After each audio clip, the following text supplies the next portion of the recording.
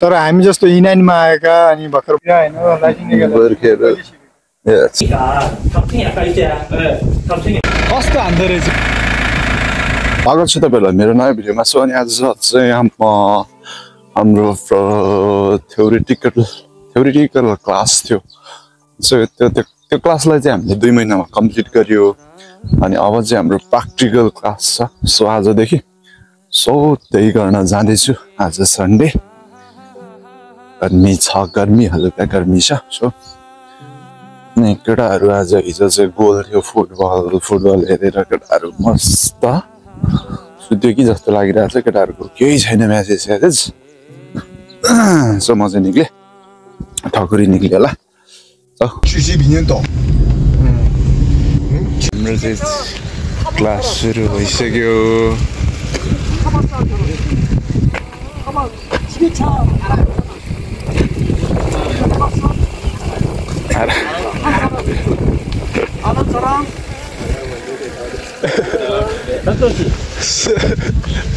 아까 했다며.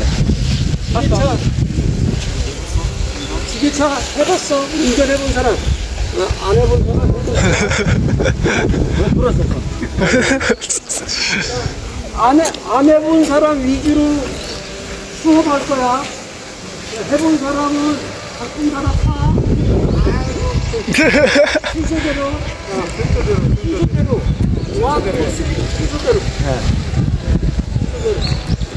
순서대로 1, 2, 3, 4, 5, 6, 7, 8 오케이.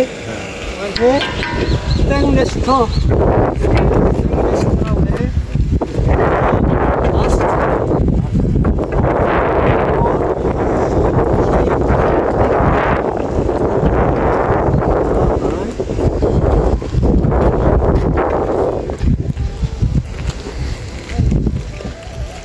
인칭 페달인데 인칭 페달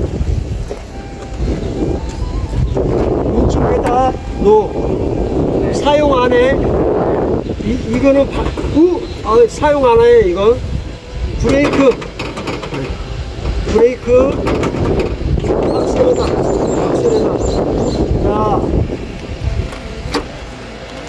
자 사이드 브레이크. 자 사이드 출발할 때 이거 누르고 앞으로 그럼 출발. 멈출 때는 사이드 브레이크. यो तरिका खाना खुवाइदिन्छ हाम्रो। 다 먹고 더우니까 탑승이 아까 있잖아. 탑승이 문 닫고 에어컨 들어가 그거 있잖아. 더우니까 그렇게 몰라 안 먹는 거.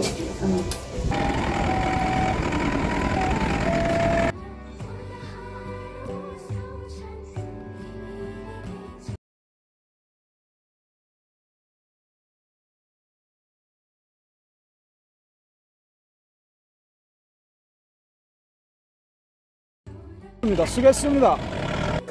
हाम्रो स्कुल चाहिँ यो हो।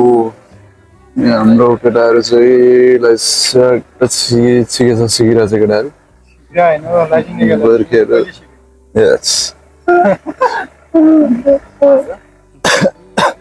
लाइसेन्स निकालेको नि यस्तो गर्मी छ।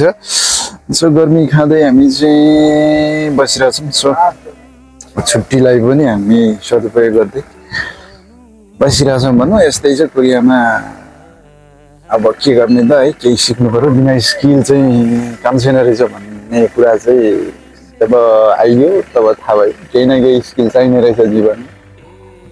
त्यो भएर चाहिँ बिना चाहिँ गाह्रो छ कोरियामा। सर्टिफिकेट लिनका लागि चाहिँ हामीले यहाँ चिकित्सा सिकिरहेका छौँ होइन। यो चाहिँ हाम्रो 8वटा हप्ताको हुन्छ।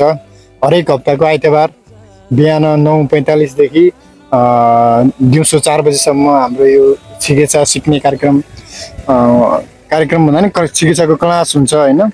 यसमा चाहिँ अब हाम्रो कम्पनीबाट हामीहरू अब त्यही 6-7 जना साथीहरू थियौँ। तीमध्ये आज चाहिँ हामी 3 जना मात्रै आछौँ। अरू बाँकी साथीहरू चाहिँ यङ जब गर्ने भनेर आउनु भएको छैन। अब हजुर म त के भन्न चाहन्छु भने अहिलेसम्म अब विशेष यहाँ कोरियामा काम गरिरहनु भएका गोर्खेनी सम्पूर्णहरूमा चाहिँ विशेष गरेर E9 अब E7F2R त उहाँहरू चाहिँ एक लेभल अफ भइसक्नु भएको मान्छेहरू होइन। तर हामी जस्तो E9मा आएका अनि भर्खर कोरिया आएका अब आउने कोसिस गरिरहेका सम्पूर्ण दाजुभाइ तथा दिदीबहिनीहरूलाई म के भन्न चाहन्छु भने सकेसम्म हामी केही न केही सिप सिकेर जस्तो ड्राइभिङ लाइसेन्सहरू, चिकित्साहरू, वेल्डिङहरू यस्तो तालिमहरू लिएर अब यदि नेपालमा लिन सकिएन भने कोरिया आइसकेपछि पनि यस्तो यो जीवन सेन्टरहरूले यस्ता तालिमहरू उपलब्ध गराइरहेको छ होइन।